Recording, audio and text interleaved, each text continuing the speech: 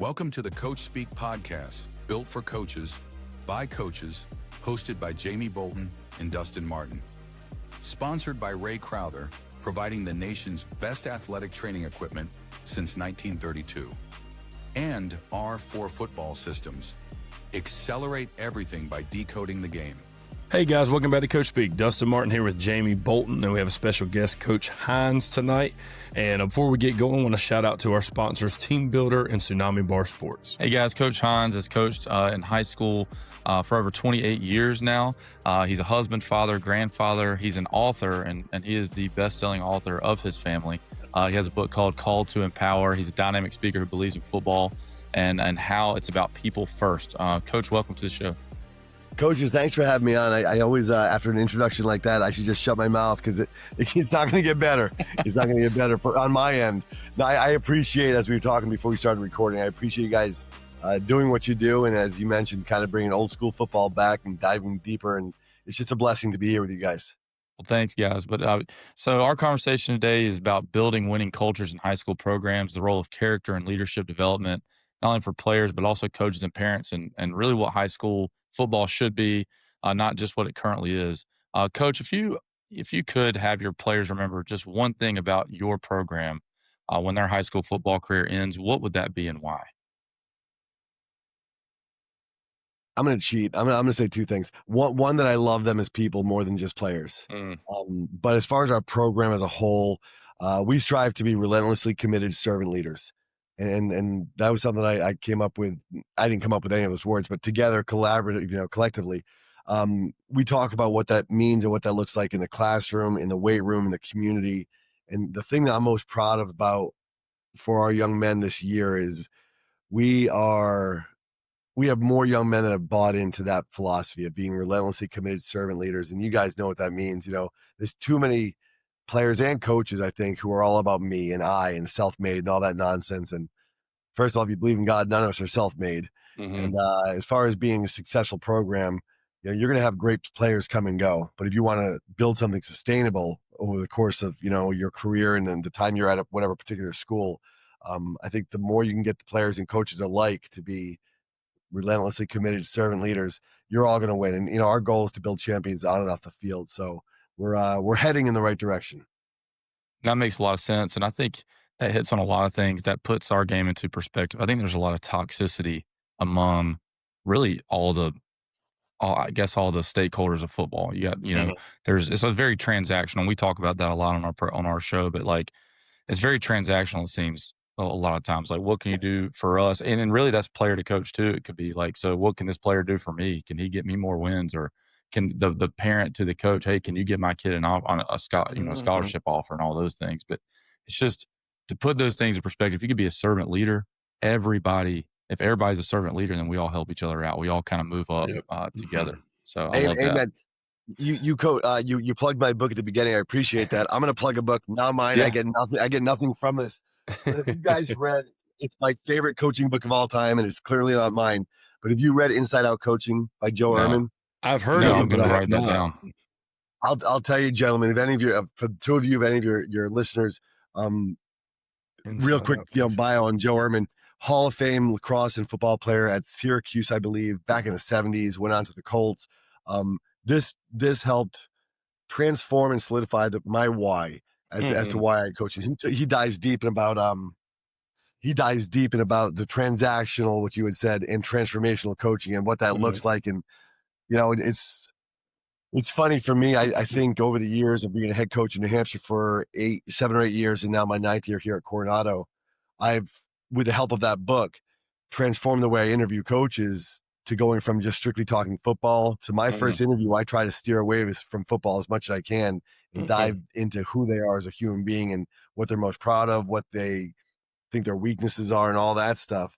And then if I get a good feel from there, I'll invite them back for what I don't tell them as a second interview, but I invite them into the weight room to see what happens. Because we know that I think every coach in the nation at every level says the same thing. The interview entries, I want to give back. I want to make a difference. Okay, what's that really look like? Because I've had coaches that have fooled me in interviews, and I think, this guy's legit. I had asked them to come to the weight room, and they always say, well, what do you want me to do? I'm like, you do whatever you want. Like, I'm going to be working out with the guys, coaching them up. You can just interact. You just sit back. And I've had not many, but one or two coaches over the years that, man, they fooled me in the interview.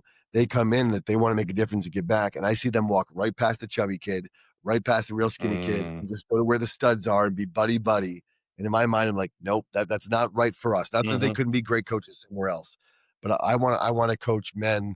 I want to coach with men and or women that truly embody that. Hey, we're here to build champions on, and more importantly, off the field mentality. Yeah, Coach, there's a tweet I think you posted. It was back in September. I'm going to share it real quick.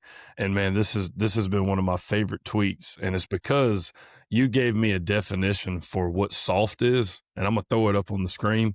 But man, this right here, like All the acronym, yeah. it's like you always hear coaches like, man, he's kind of soft, but it's like, what does that really mean other than he's not physical on the field? And soft has so many reasons. And when you reposted this the other day, I was like, man, this is a great way, because I'm a huge guy who likes to define things. Like, if we say it or whatnot, we're going to know the true meaning behind it. And like, when I saw all of these things for the acronym of soft, I said, man, I got to share that when we get them on. That's just, it's great.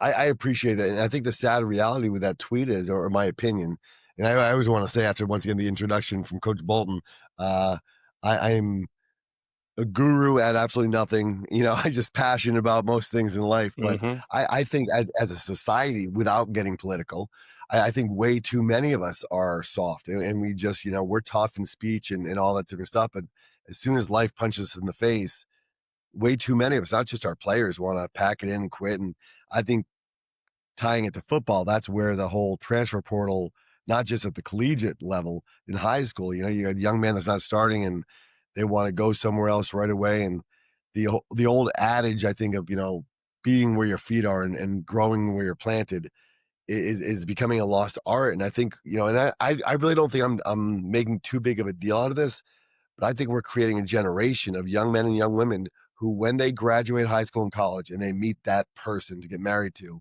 and something happens, they're just have a mentality of, I'll move on to the next thing. Just move on to the bigger, better, shinier, whatever. And I think we're doing a disservice.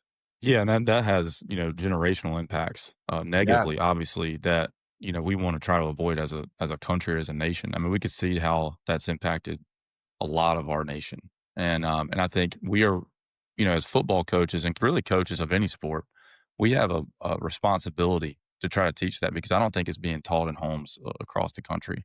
And I think that's where it really starts. And I hate to put that on the parents, but it's also on coaches too. I'm sure there's transactional programs, and they're just kind of feeding the beast. Hey, I got to keep my job, so I got to be able to pull players in and recruit players, or I got to keep so and so happy. And then you overlook the chubby kid that's not, that's on the team, and he's just a role player. There's all kinds of negative impacts of this whole.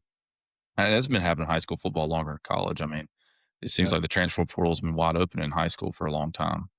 Yeah, I agree. And it's funny, when the old adage is, it takes a village. My wife and I have 4 now adult children and 2 grandsons, a third on the way. But it does. You look at the success of most people in life, and not all of them. Some of them were born into chaos, born into trauma, and had a single parent. You name it.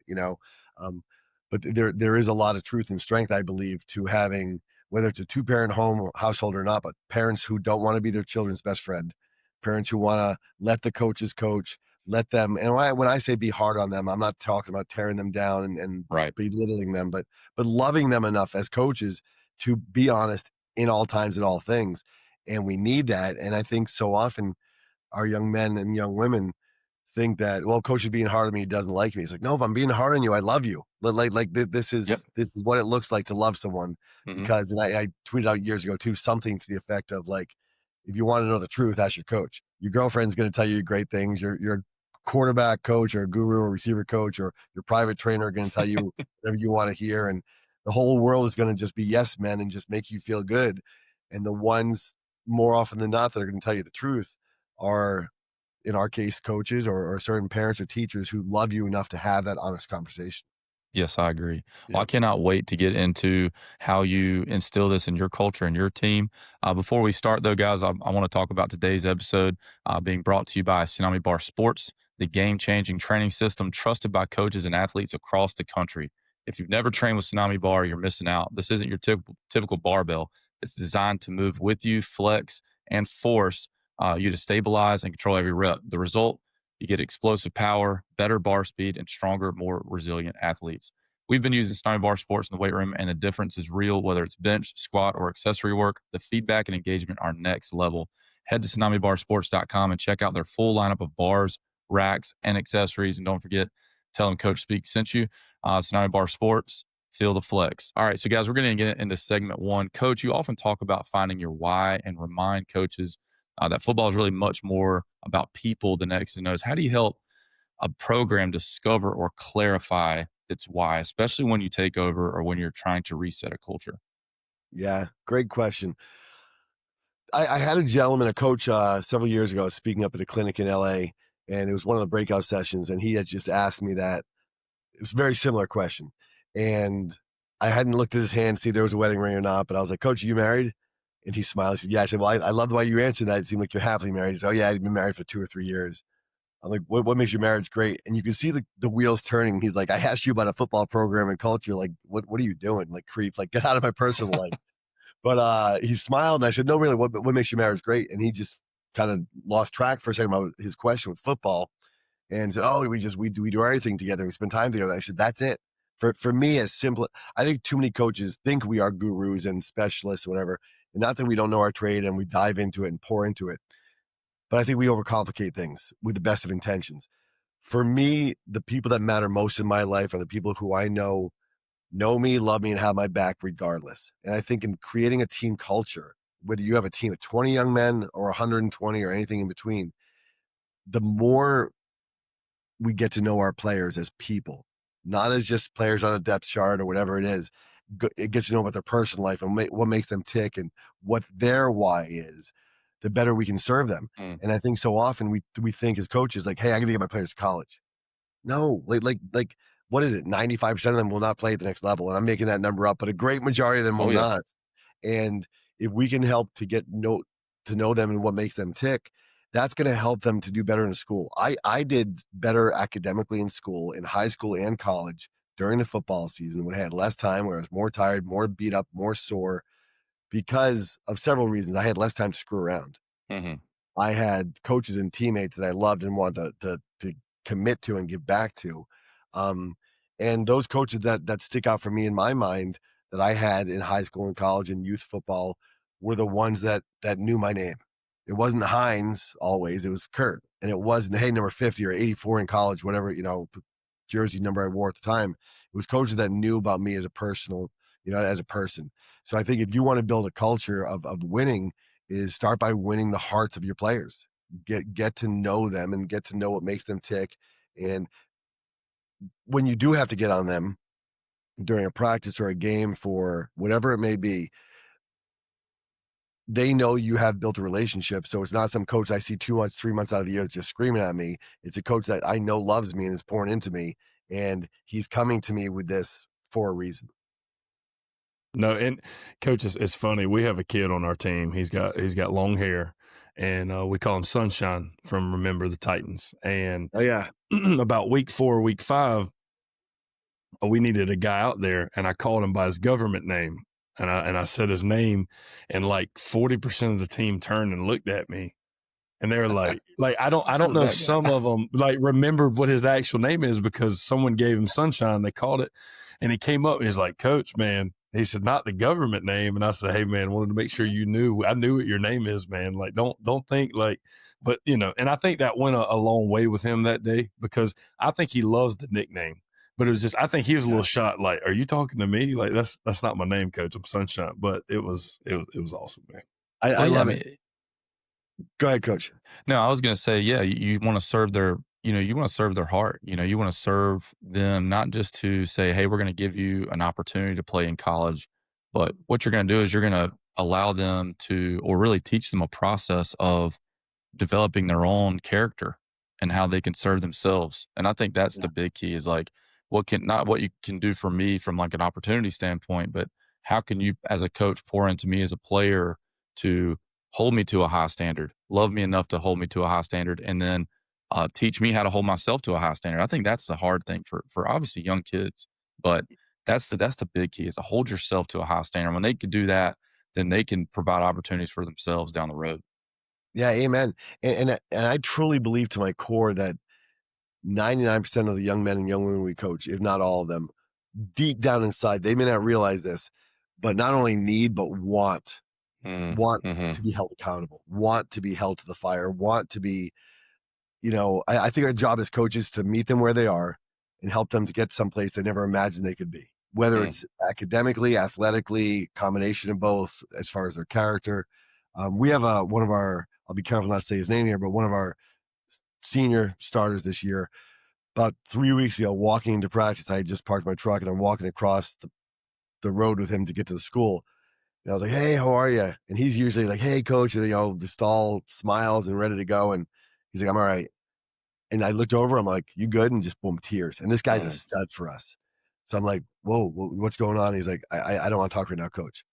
And I put my hand on his shoulder. I was like, "Hey, I love you and respect you too much to push further because I respect what you just said. But please know I'm here for you. Thank you, coach."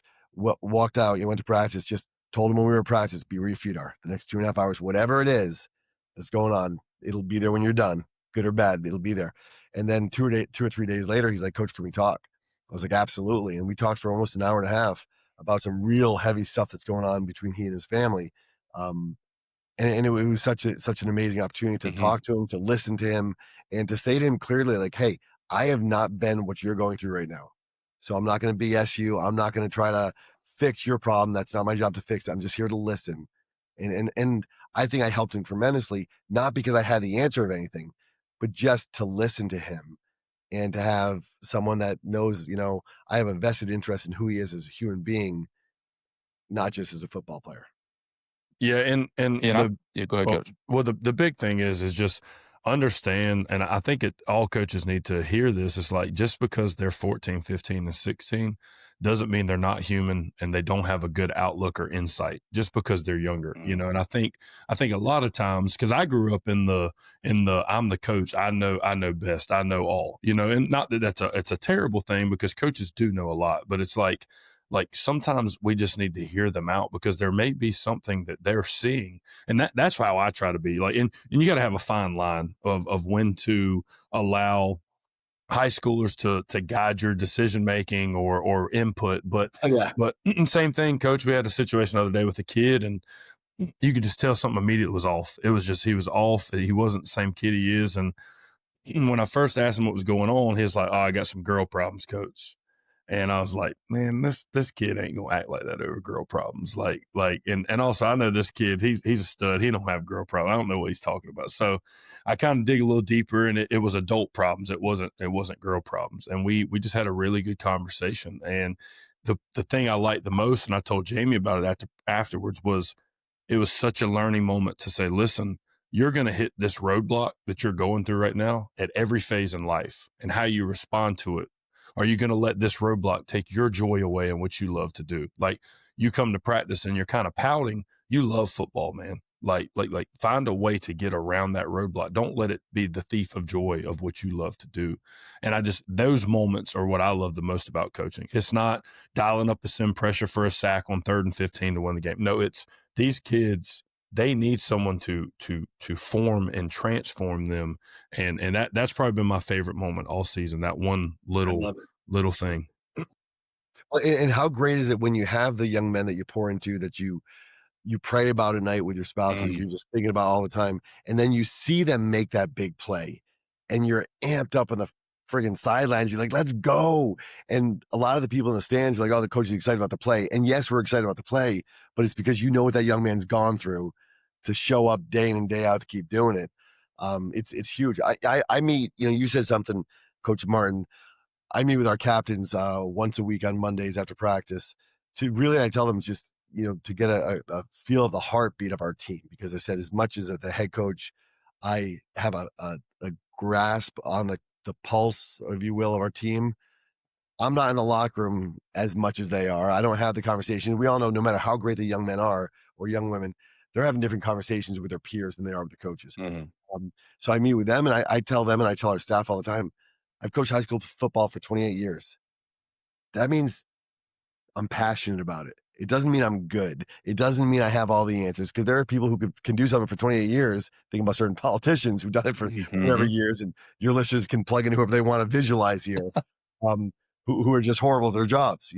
There are people who have done things forever. So I think there's a lot of power for some of us. I'll point to myself, but old school coaches, in realizing that we do have a lot of strength. We have a lot of knowledge, a lot of wisdom, a lot of experience, but we never will have all the answers. So we need to be open to saying to our staff. Another thing I say to our staff at the end of every season, I meet with them obviously collectively and then individually. And one of the questions I always ask them is, what do you need me to do better or differently as a head coach? Love that.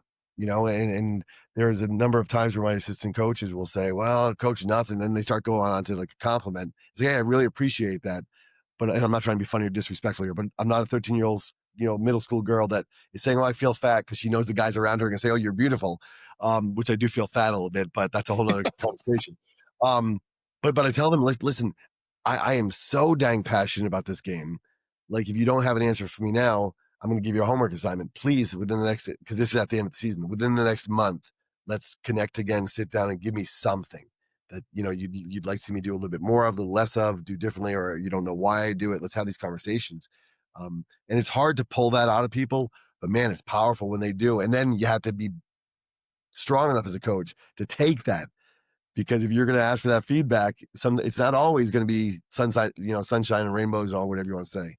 Yeah, and I think that's important, when you think about who you hire on your staff, because, if you have a staff that you don't really respect their opinion, for whatever reason, then, that feedback could be, maybe something that's not super constructive. But if you hire well, then it's coming from a really good place, then you're probably more apt to take that feedback and really, implement that in your own leadership style or whatever it is. But I love that. And it also, puts it in their corner a little bit. Well, if coach is asking for feedback from me, then I should be receptive from feedback from our head coach too. So you kind of are exemplifying what it means to be, a growth minded coach. Yeah. Well, and I think also we're, and I'm guilty of this. So often we say to our players, like, hey, just trust the process, like, be coachable. But then as coaches, we don't trust the process of our own growth as coaches. And we're not always as coachable as we expect and demand our players to be. I think to be a successful coach, I think first of all, we have to, for each of us, to find what success is. For some coaches, it is just the rings, for the championship rings. For some coaches, it is just the scoreboard. For some coaches, it is to be transformational and truly making a lasting impact, a generational impact that they hopefully take on with them to their marriages and their families and whatnot. But once I think we define what success is to us, whether we're a head coach or assistant coach, it's our job. It's not enough to just know what our why is. If we can find out what our players' why is through those relationships, and then help them, what is your goal as a player? Because some of them play football because home is miserable. This is the only time they have joy in their entire lives. Some of them, home is great, almost too good. They get told yes for everything, and we need to not intentionally just humble them, but love them enough to coach them to say, hey, listen, there are challenges in life, and challenges are not a bad thing. And some of them, it's college, whatever their why is. If the players know, like, day in and day out, like, coach knows my why. And then sometimes it's just, coach, I love the sport, we're gonna have fun. And then when you get at this point in the season for both of our programs where the playoffs are coming up, and they got to dig a little bit deeper, a little bit sore, a little bit more sore, a little bit more banged up, and remind them, if your why doesn't get you out of bed in the morning, you have a teammate right now who's going through some really heavy crap, like a teammate who's going through stuff that some of your best friends won't even tell you what they're going through, because they think they're the only ones, or they don't know what to do about it. They don't know how to verbalize or vocalize what the problems are. But play for the guy on the left or right of you that has a why that might be a little stronger. Yeah. Well, it makes a lot of sense, coach. I mean, I think the way that you can lead is to understand their why. And I think football, obviously we all know this, brings so much what's the old, it brings adversity. It really does. You don't have to be intentional about providing adversity with football. It's going to present itself at some point, and no matter what your walk is. I think as coaches, and what you're saying is having the mindset to identify those moments in their lives where you can point to, all right, man, you're going through some tough crap. Like, this is your why. And I remember doing that specifically this year with our guys. Like, there's all this external noise of like, we got to do this and we got to do that and you got to do this. And like, it's our expectation. Like, look, man, you gotta come to practice every day and work hard for you and what you want for yourself and the team. And a part of your why does need to be this team and the success that our team has. And I think just being mindful as a coach about identifying those circumstances for those players and identifying the why is huge. And I love that. That's really the core foundation for what you try to instill in your program. I appreciate that. Well, the thing too, and Jamie, we've talked about this before on and off the show, but it's like you cannot achieve anything that we're talking about without a 4-letter word called time. It takes time. And that's the thing, and there are some coaches that are more on the transactional side who don't want to put that time in. And you got to put time in. You're not going to find out who that kid is, how his home life is, and what his aspirations are, and what he needs on, like, how to push him, because every kid's different in pushing them. And it's time. You have to spend time with them. And that's a full-time job in itself. And another thing you said, Coach, that kind of sparked something in my mind is I'm 30 years old. I've been coaching for about 12 years, and I've been working in schools for a long time. Kids are way less resistant to change than adults are. And that's one of the toughest things, in my opinion, is when you're trying to set a culture, making sure that everyone is aligned, not just the 15, 16-year-olds. The adults have to be aligned as well, because we all, human nature, I am habit, love habit. Like, I'm a routine guy. This is what I want and how I want it. And if anything gets thrown off, I get, we'll call it cranky, I guess. But it's like, but like, I have noticed that kids are less resistant to change. They're more relentless. And sometimes it's the adults that you have to get through. It's the adults you have to change and mold and shape. And, but you said something that just kind of sparked in my mind. And I appreciate that. You talk about the time also, Coach. One of the things I talk about often with our players is the goal of getting 1% better every day. 1%. I think way too many of us, I'm pointing at myself, first and foremost, whether it's an exercise plan, a diet plan, whatever, we have a certain end goal in mind, and then a certain period of time passes, 2 weeks, 2 months, whatever. We don't get there, and we're like, oh, we're done. But if we can strive just 1% better, like that's achievable. You can do that 1% better every day. And I tell our players, today may not be the day for you to get 1% better physically. Maybe you're banged up a little bit, but mentally you can just dive in a little bit more, take some more mental reps or whatever it is, or be a better teammate and pour into people.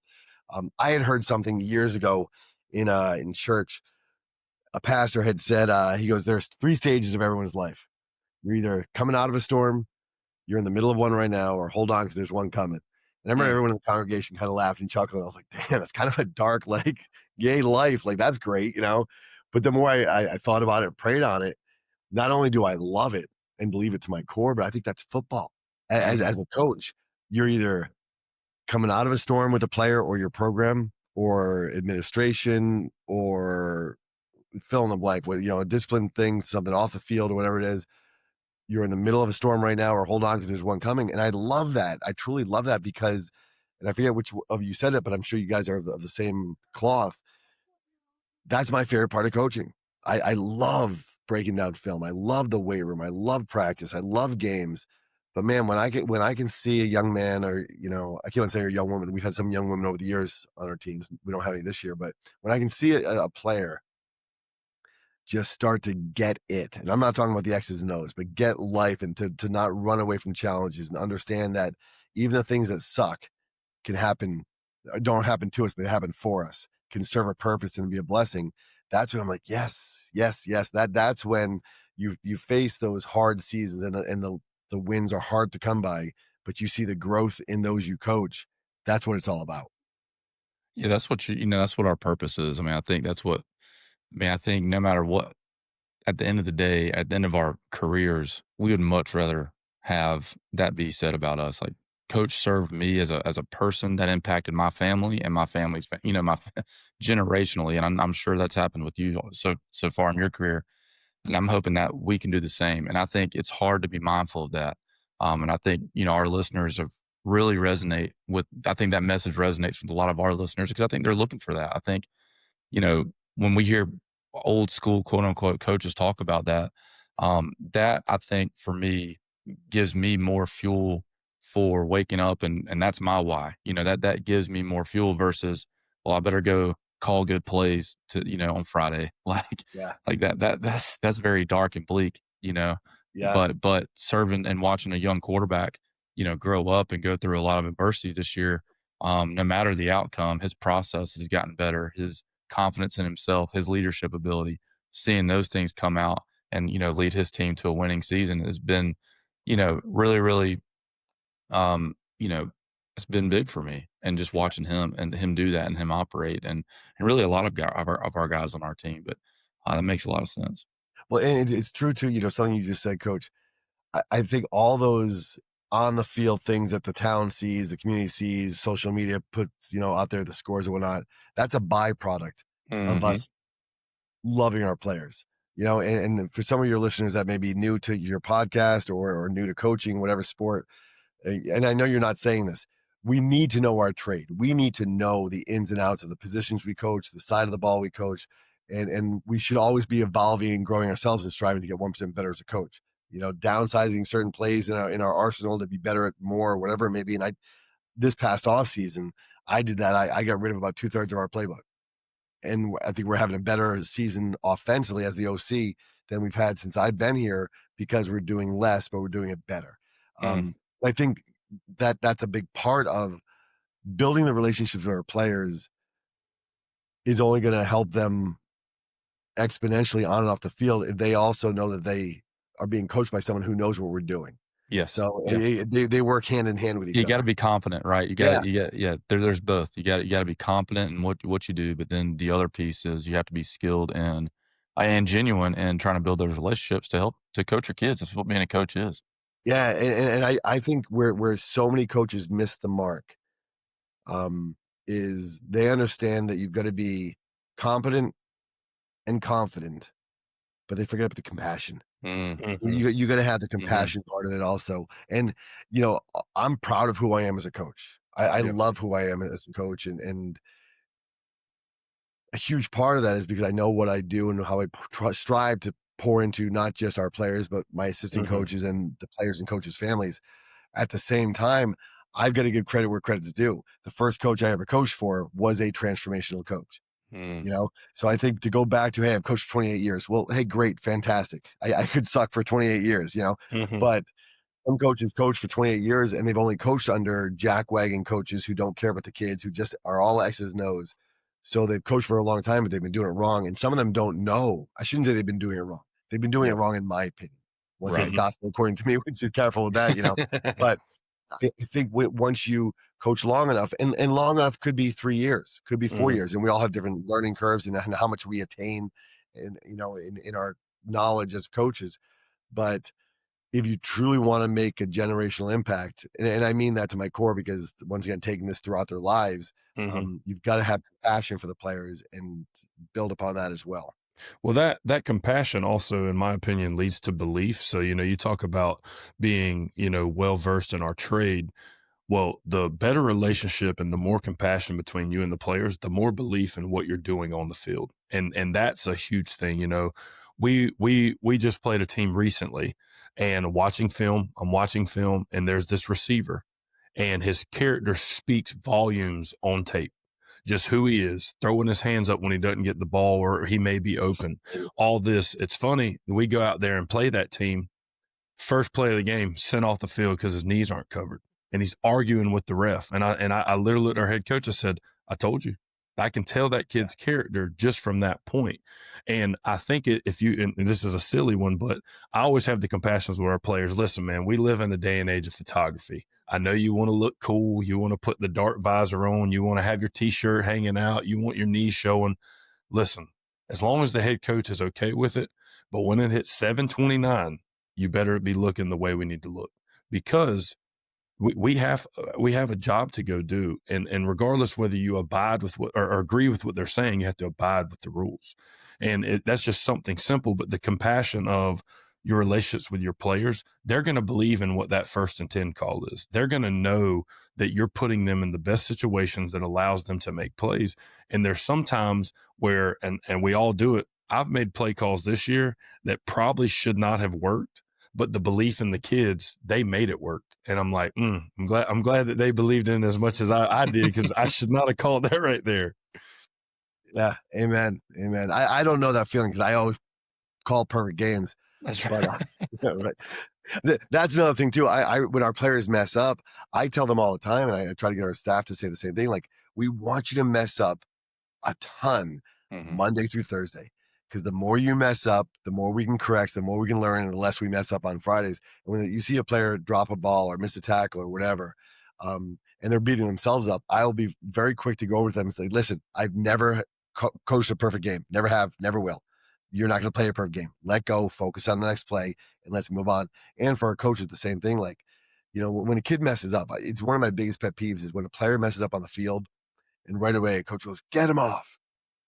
And they're left sitting on the sideline just stewing over that last play. I'm like, coaches, if someone messes up and you want to get him off for a second, a play or two to coach him up and get him back out there, That's the but key. don't bench him because he messed up. Coach him up, and if they don't know what they're doing, that's on us. So when they come over the sideline, us screaming and yelling at them is not going to help the situation. And I scream and yell at the time, but it's not derogatory. It's coaching them up, and I'm just passionate. But I think we need to embrace that failure is not. I think too many people think failure and success are opposite ends of the spectrum. And they're not. They're intertwined. Like, Right. the more we fail, and the whole adage, like, I never lose. I just, either win or learn. I lose a lot. But if I face that loss head on, I can turn that into part of my success down the road. Yeah, I like that. And I think too, as coaches, we need to take extreme there was it Jocko Willink extreme ownership. Yeah. I think when we have the ownership of, like last night, we the adjustment at halftime was run, a particular run concept, but we had, a freshman right guard in for an injury. We have a new left tackle in last night. The adjustment, the proper scheme adjustment, was like inside zone. Well, we hadn't repped inside zone with that group at all. We try to pare everything down. Well, we go out there and sure enough, we try to run inside zone and we didn't block it correctly. And everybody's like, what are we doing? What are we doing? And I'm sitting there like, what are we doing on the headset? But then when they get in the tent, it's totally different. It's like, hey guys, that's on me. We haven't practiced that play at all this week. That's not on me. That's I'm saying that's on me. That's not on you. We're going to go back to our game plan. Let's just keep playing. And so when they say that, when they hear you take ownership of that, they're more willing to take ownership as well. Like, no, coach, we know this play. That's on me. So we're both taking ownership of that. I saw the head coach of the Jaguars on the clip. It was talking about a red zone play that they ran, and he's showing it to the team. And he's talking to the team, and one of the players spoke up and said, "Coach, that's on me right there. I should have done this or whatever it was." And he said, "No, that's a bad play call. I did not put you guys in the right position to execute." And so when a grown man says that to other grown men, that probably speaks volumes in that locker room about the trust that they have in there. And so that, I think when you can do that, the more you can do that, the more the players will take ownership, and it's not this back and forth like, your fault, my fault kind of thing. Yeah. And I think you said something there, Coach, as far as the ownership and whatnot, and the players respecting the coach for that. I think, especially high school athletes, I think they so often put coaches on a pedestal, whether we are in our 20s, 30s, 40s, 50s, 60s, you name it. And they think we have it all figured out. And to put us on a pedestal that we don't belong on ever, and to have the transparency as a coach to say, guys, we're all the same. I have bad days. I have rough days. I have, I don't have bad days. We have bad moments. You have bad moments, but to have them see us as humans, to have them to see us with our children, see us outside of football. I think there's so much power in that, because so often they just see us with our coaching gear on in very controlled situations. We have our practice script. We have our practice plan. We have our game plan. We're to the minute. We have our manager's coach. One more minute for this, before we move on. And everything's just so uniform and organized and scripted. That's great for practice, and we need that. And that's great for games. We need that. But for life, it's not scripted, and you have to be flexible. You have to go with the flow. And for our players to know us more personally as well, not just for us to know them, but that creates hey, coach is not that different from me. Yeah, it might be a heck of a lot older and better looking, but we're all the same people. We all want to know that our presence makes a difference. Yeah. I teach fourth grade. That's what pays the bills for me, and done that for 32 years and coached for 28. And people often say, how can you coach elementary school and teach high school football? It's so different. I'm like, I used to think the same thing, but it's not. Whether it's a fourth grader in my classroom or a high school player that's 6'7", 240, They want to know, as I was saying, that their presence makes a difference, that they're loved, and that it's not transactional. I don't love you because you're a great player. I love you and you happen to be a great player. I love you and you're not a great player yet, but I'm going to help you be a great player. Or I love you and you're a great player, but you're not a selfless teammate. That's my number one goal for you, is to help you shed and get rid of all that cockiness and the arrogance and the selfishness, and help you become a man of character that's really going to pour into others. And that's what it is for me. Like, I know I'm preaching to the choir, but that's what gets me fired up. Sure. Is moments like that. You know, you're making a lasting impact. Well, we know it's genuine when you're teaching fourth grade, because I don't know if I could do that. I don't know. That's a special person right there. That was my backup plan. When modeling didn't work out, I was like, all right, I'll go. I got to move on. I did elementary PE for my teaching internship, and that's fine because they only come to you for about 50 minutes, you know, and like Coach Hines would walk in and say, hey man, these fourth graders today are a little wild. Don't worry. They won't be when you pick them up. And it's hey, we're sprinting around the gym till the music stops, and you play about 3 songs. And then Coach Hines would come back into the day and go, man, I don't know what you did, but they were fine when they got back to class. And that it's just crazy. But back to what, you know, kind of Jamie was talking about with the ownership thing. I think the ownership allows the relationship. And I think, you know, especially at practice, our head coach does a good job of, he addresses the team and then we split up offense, defense. So Jamie addressed the offense, I addressed the defense. And I think with the ownership piece, it opens up, because each Sunday when we watch film with the kids, I have a list of all the plays that I screwed up, and we go through them. Hey guys, this was not necessarily a terrible call. This was a great call by their offensive coordinator. That's what got us. Here's how I could put us in a better situation for next time. And we go through each play. But I think after practice, when we talk with the defense, like, and Monday was a great example of this, mentally we were dialed in, you know, but it was that week 9, 10th game in a row. Physically, we weren't dialed in. So it was mentally, we're in the right spot, we're the right alignment, the right assignment, the right technique. But hey, guys, we're not getting to the football like we have the last 11 weeks. I know we're tired. I know it's been a long season. I know the bye week's next week. But listen, mentally, we're in great shape. But when we force the ball to the flat, everybody has to rally and get there. And I think they respect that coach is really highlighting what we're doing well, but he's not scared to tell us, dude, that's not good enough. Like, this is great. Yeah. And I think that ownership piece allows the critique, because there are some players out there that when they get critiqued, they shut down. Like, they're just like, oh man, coach don't like me. But the part where you allow them to critique you with your ownership as a coach, I really think that makes the difference. Completely agree. Yeah. Well, Coach, let's switch gears just a little bit. Let's talk a little bit about parents. And I know it's kind of a touchy deal, but what role do you believe they should assume in supporting the program, culture, their own kids, and not undermining it? What guidance would you give them, you know, to kind of buy in? I know you talked about that a little bit. Yeah. So 2 things come to mind for me. One is, I think, both teaching and coaching. The more we build relationships and pour into those we're blessed to coach, and our players know that we love them as players, or excuse me, as people more than just players, they're going to go home happier. They're going to go home with less complaints and headaches, and they're going to go home sometimes and say, Mom, Dad, hey, don't worry about it. There will always be those parents, no matter what you do. I joke about it, but being the OC as head coach, but say before the season, every parent loves me. As soon as the depth chart comes out, I'm the biggest idiot in town, because there are 5 guys trying to compete for quarterback, and only one starting, and Coach Hines doesn't know what to do, and one transfers, one quits, and one emails me, whatever. But I think we have to remember as coaches that the young men we coach, as much as we love them, the ones that just make us pull our hair out or just drive us crazy or make us go home and hug our own kids that much tighter, they are someone's number one priority. They are their parents' everything. And that's not the case for all of them. For some parents, they've checked out. They've got their own challenges in life, and they're not present parents. And those young men and those we coach need us more than anything. And I try to remind our coaches all the time. I had a coach say to me one time, I'm done with so-and-so. And I pulled him after a coaches meeting. I said, hey, hang back for a second. And I said, don't ever say it again. And I didn't want to embarrass him in front of the coaches. He's like, yeah, but I said, listen, the ones that are hardest to love need it the most. The ones that are giving you a hard time, I guarantee you they're having a hard time. And it may look like they're not invested, may look like they're not studying film, may not look like they care, but that's our job. We signed up to do this. As far as parents, getting back to that, I tell them at the beginning of every year, I say, here's my email, here's my cell phone, and I do share that. I'm like, reach out to me at any time about anything but playing time. And then every so often you get a few chuckles. I'm like, no, I'm dead serious about that.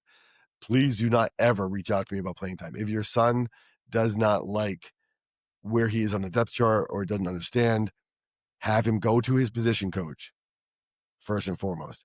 And if he doesn't understand or like that answer, have him come to me, and then his position coach, and I will sit down. And after we've had those 2 meetings, if he still doesn't like it or get it, then I'll sit down with you, your son, and that position coach. I ask the parents, be your son's biggest cheerleader. Yeah. After a big win, just celebrate them. After a big loss, don't coach them up. Don't critique the coaches, because that's not going to help anything. Be their biggest cheerleader. And if you want to help them really be successful, make sure they show up to class on time. Yeah. Make sure they're handing their homework. Make sure they're doing all that stuff. We'll take care of the football stuff. And that resonates, I think, with the great majority of parents. And for some, it's in one ear, out the other, because coach, you didn't win enough games, or coach, my son's not starting, or coach, you didn't do your job to get him enough offers. And we have to, I had tweeted something out a while ago that some parent brought up to me last night after we have a team meal after our games. And it was something about, if you want to be a successful coach, take a note from the playbook of a conductor of an orchestra. Turn your back to the crowd and focus on the instruments in front of you. And as coaches, we literally have our back to the crowd, and we need to focus on not the instruments, but the players in front of us. And I think if we want to be successful and stay in this game long enough, we have to remember why we're coaching. It's not for the parents. Now, if we do our jobs right, it's going to bless the families. It's going to bless the siblings. It's going to bless them, their entire friendship group. But we got to focus on the players that we have in our team, in our program, and just serve them. And by that can be doing that, hard. we're Yeah. serving the parents. And that can be really, really difficult for a coach getting into it, especially if it's a quote unquote high profile job or position. And, you hear the stuff, or their stuff on social media, or their stuff on, I've definitely been at places where social media is like you don't want to be on that, parent, especially if you have a parent group that's can get kind of crazy. But yeah, I think just to focus on serving the player. And I think if you just remember, that's why you're going to have a longer career, because you're going to be able to handle that a little bit better. But if you're worried about the external, what people are saying, that could be troublesome. Yeah, absolutely. Yeah. And Coach, before we get into our rapid fire, we want to shout out to our sponsor, Team Builder. The episode of Coach Speak is brought to you by Team Builder, the industry leading strength and conditioning software built for coaches who want to train smarter, not harder. Team Builder gives you everything you need to design programs, track progress, and communicate with your athletes, all in one easy to use platform. No more Excel sheets or guesswork. Whether you're running a high school weight room, a private facility, or an entire athletic department, it brings you structure and data to your training. You can spend more time doing what matters, and that's coaching. We use it ourselves, and it's a game changer. Head over to teambuilder.com to start your free 30-day trial with the promo code CoachSpeak. And don't forget, we have a free downloadable in-season workout. Well, Coach, we're going to get into rapid fire. We always do this at the end of our episodes. We just kind of throw out some questions, and just want to get some insight from you. But first one is, if you were to give one task to a high school coach this week to improve culture, what would it be? You've already given a task to one coach to improve culture. Yeah. Like, so if we could just take one nugget for a coach to improve his culture this week, like what's the first thing they could do to improve the culture? Serve your players. Mm-hmm. Serve your players. You just beyond the game of football, serve your players. It doesn't have to be all of them, but make sure you don't leave that field, that weight room, whatever it is, without pouring into at least one young man. I think if we set out, I know it's rapid fire, but if we set out every day to make an impact in someone's life, in addition or outside of the game of football, that's going to spill over to the culture and create something worth having. I like that pour into players too. I think that's pick one that's not like the superstar. Pick the JV kid that doesn't even play on JV. Like, try to figure out his name. That's something that I always try to. I probably don't do enough of, but if I go to a JV game, I'm not coaching anything on JV, but like, I'll go around, I'll try to just, hey man, you're doing a really good job. Stay in there, hang in there. Like, your time's coming. Just keep working hard. Just something to leave them with a good taste in their mouth, and then maybe down the road you start building that relationship, especially if a kid you don't see often. But I love that. Just serve that player where they're at. Just try to build that relationship, and I think your overall culture will start to improve because of what we talked about earlier. But yeah. Yeah, and our bye week's coming up, and I'm gonna try to like get my position group together for 30 minutes, an hour, and just do something. I have no clue what it's gonna be yet, but it's just like I know we're gonna dial practice way back next week, in terms of volume and time. So man, it may just be 30 minutes, an hour after practice or something. Hey, let's go grab a bite or just something to, and I think that goes a long way with them. Like guys, let's not even talk about football. Like remove football. Yeah. It's a bye week, and I think that's a big thing. And I think so often, once again, with the best of intentions, coaches think I have to find this program, this whatever to do with my guys and follow this script. And literally, like you said, coach, let's go grab something at Cane's, or let's go grab a meal somewhere, whatever it is, and just talk about life and have them see us outside of football. Also, it's huge. Love that. Coach, I got one just off the hip. Man, what has been your favorite game this year? Like what is something that's happened that's been your favorite game? This is a softball. You just set me up for a home run last night.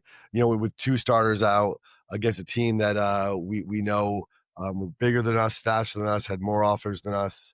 Our guys just showed up. There was some conflict with both of our JV teams yesterday. And so administration got involved. There were some things said, he said, she said type thing. And I told our young men, I'm like, listen, we play with our heart, we play with passion. I said, tonight we're just going to, as we should always, just play with our pads. It drives me crazy when our guys point to the scoreboard. It drives me crazy when they're clapping their face, all that stuff that any chump can do. Like just shut your mouths and play football, and let's show who we are, no matter who they think we are. And last night our young men did that. They showed up. We had some guys that were playing in positions they hadn't played in because they had to step up into positions. But I think we coached the game really well. Our players played the game very well, and we just fought through adversity. Jamie, you got one? Yeah, I mean, I think, no, you go ahead, Dustin. Sorry, man. Yeah, it's all good. It's all good. I would say, man, for me, there's been a lot of games this year, and it has nothing to do with maybe the scoreboard. But one game I think in hindsight that is even more becoming one of my favorite games is the Fort Mill game. We have a team down the road, and I actually worked for the head coach for a year. He's a great guy, and they've had one of the best seasons that they've had in a long time, and they have one of the best teams they've had in a long time. And I asked him before the game, I said, Coach, what do you think's different? Like, what has changed? You've been there a while. He said, man, I think we got upperclassmen that are tired of the stigma. They're tired of what this place has been known for. And looking back in hindsight, as they play every team in our region, they are absolutely just giving everybody their best game, and unfortunately they are falling short here and there, but I feel like we played really well against them. But the thing about that game was so much adversity hit us. Now we got some breaks, I will say, but the adversity that hit us was at the times that it should not have hit us, or let me rephrase that, at the worst times it hit us.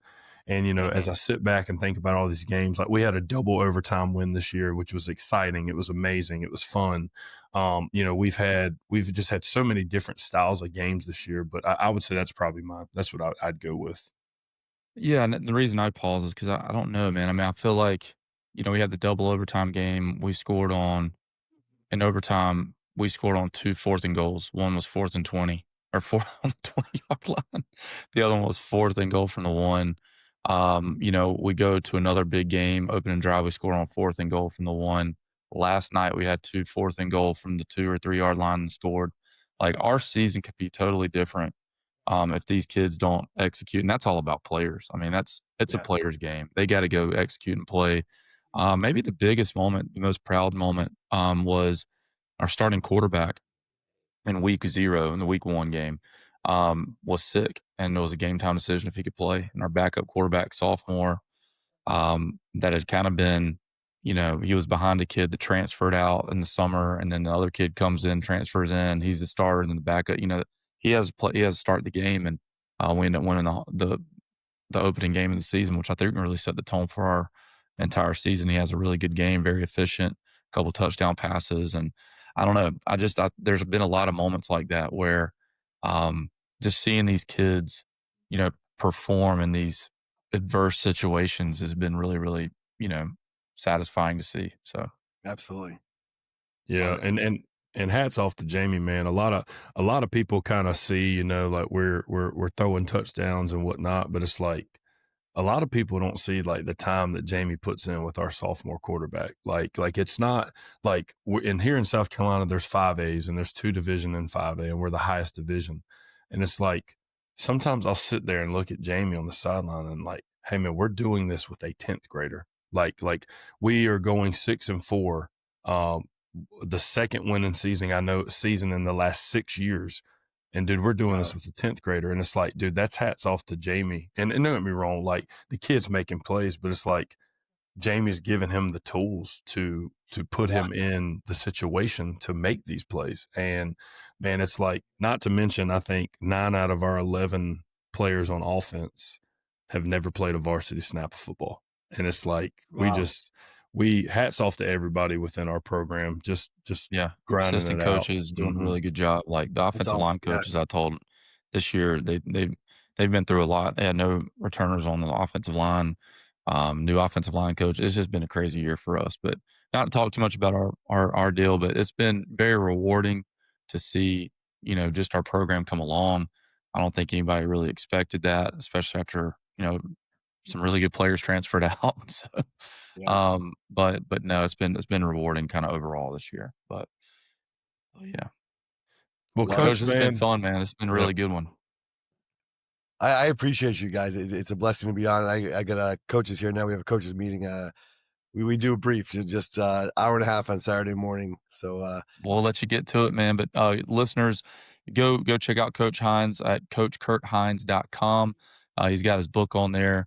Also, you can follow him. I'm sure you already do because everybody follows Coach Kurt Hines, but it's at Coach Kurt Hines. And then don't forget to check out his book called Called to Empower. We'll have all this stuff in the show notes. Also, don't forget, guys, to use the promo code CoachSpeak with our awesome partners, Team Builder Practice, R4 Football Systems, Pro Quick Draw, and Optimum Grading. And we will see you guys in the next one. Thank you so much, Coach, for being here. I appreciate you guys. See ya. Thanks for tuning into the Coach Speak podcast. If you're interested in being a guest speaker on the show, we'd love to hear from you. Email us at coachspeakpodcast1@gmail.com. And if you have a question for our Q&A segment, don't forget to submit it through the form in the episode description. We appreciate your support, and we look forward to seeing you in the next episode.